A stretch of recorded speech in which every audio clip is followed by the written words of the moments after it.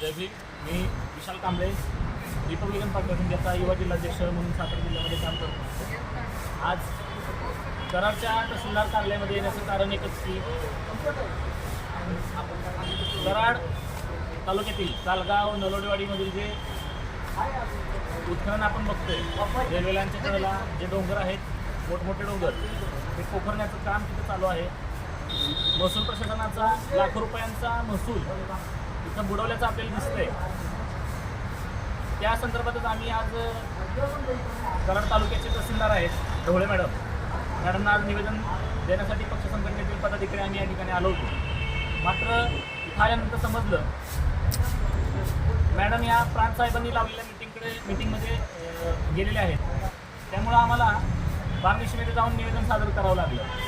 बार्निशीमध्ये गेलो त्यावेळेस समजलं तहसीलदार मॅडम जे आहेत त्यांनी बार्निशीतील कर्मचारी जे आहेत त्यांना असं दम देऊन ठेवलेला आहे की ती लोक आमचे निवेदनसुद्धा स्वीकारत नाहीत. आंदोलनाचं निवेदन जर का बार्निशीमध्ये द्यायला कोण गेलं तर त्यांचं निवेदन स्वीकारायचं नाही असं तहसीलदार मॅडमची सक्त आम्हाला सूचना आहेत, तशा आम्हाला आदेश आहेत असं आम्हाला त्या कर्मचारी मॅडमनी सांगितलं.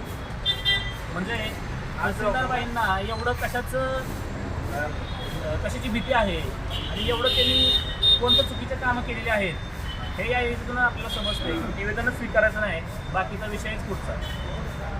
या खाली जेव्हा आम्ही पाहणी केल्या खाणीच्या उत्खनन जेव्हा तिथलं बघितलं त्यावेळेस असं लक्षात आलं की हे सगळं प्रशासनाला सांगून ठरवून आणि दाखवून चालू आहे. ते डोंगर काही दिवसांनी आपल्याला दिसणार नाही. म्हणजे तहसीलदार मॅडम या गोष्टीकडे का दुर्लक्ष करत आहेत? तहसीलदार मॅडमला या धनदानक्यांकडनं हप्ते चालू आहेत का असा प्रश्न या ठिकाणी सर्वसामान्य माणसांच्या मनामध्ये उपलब्ध होत आहे. या तहसीलदार मॅडमनी आम्ही जेव्हा त्यांना फोनवरून संपर्क साधण्याचा प्रयत्न केला तेव्हा मॅडमकडून आम्हाला ओढवडूची उत्तर आलेली आहेत आणि मॅडमकडून असं आम्हाला सांगण्यात आले की सदर खाणींची आम्ही चौकशी लावलेली आहे. मग नेमकी चौकशी कशाची मॅडम करत आहे? चौकशीमध्ये नक्की निष्पन्न काय झालेलं आहे हे पण मॅडमने आमच्यासमोर खुलं करावं.